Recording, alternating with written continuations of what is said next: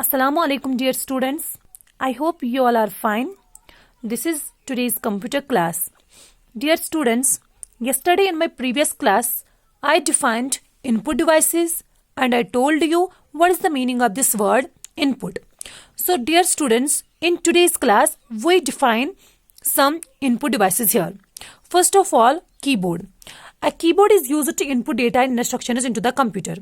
Dear students, as you know, keyboard is a typing device by which we can type letters, essays, and whatever we have to enter into the computer, we can enter that by typing with the keyboard.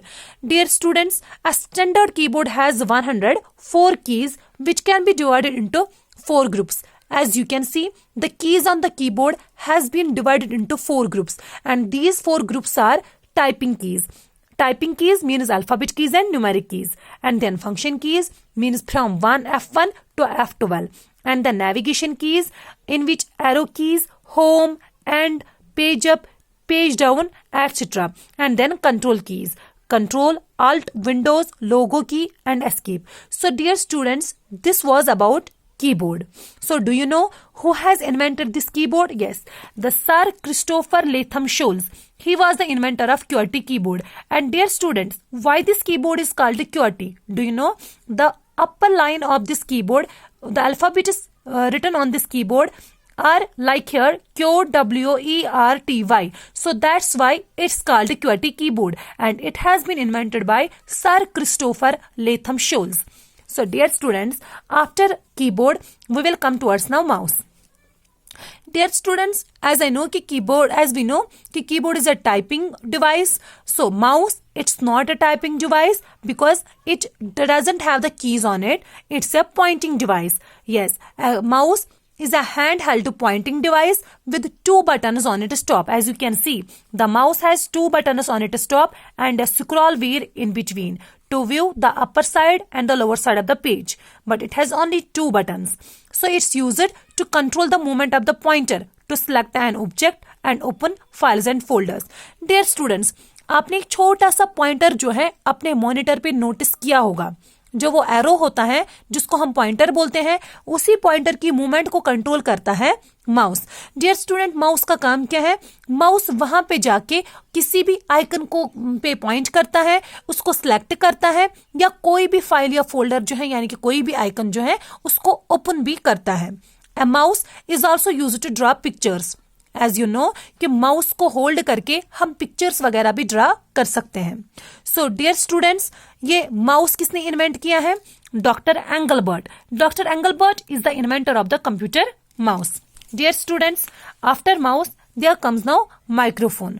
आपने देखा होगा, it's just like a mic. अब देखिए mic की तरह ही है. A microphone is an input device which is used to record video, music and sound, voice, music and sound into the computer system.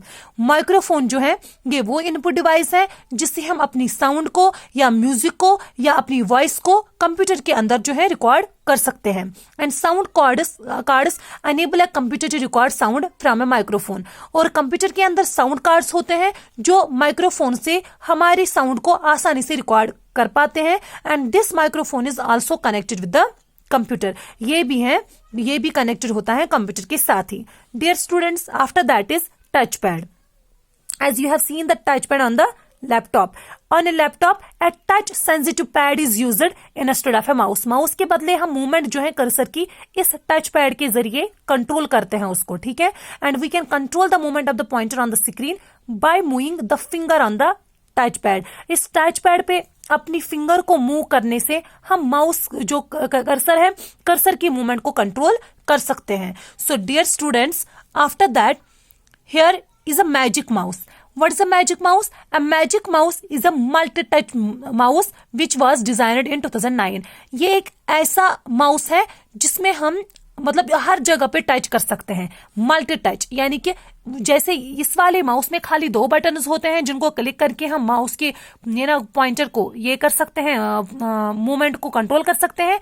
लेकिन इसमें क्या है, ये टच सेंसिटिव है, मीन्स कि इसको हम टच जहां पे भी देना चाहे दे सकते हैं. और ये 2009 में डिजाइन किया गया है. Dear students, after that is trackball. You can also use a trackball instead of a mouse. Mouse के बदले इस trackball को भी इस्तेमाल किया जाता है. It's also an input device. It has a ball on its top, as you have seen. It has a ball on its top, and to move the pointer on the screen, you need to roll the ball with your finger. यानी कि जिस side से भी हम इस ball को role करेंगे, उसी साइड से हमारा कर्सर जो है मॉनिटर पे वो भी मूव करेगा.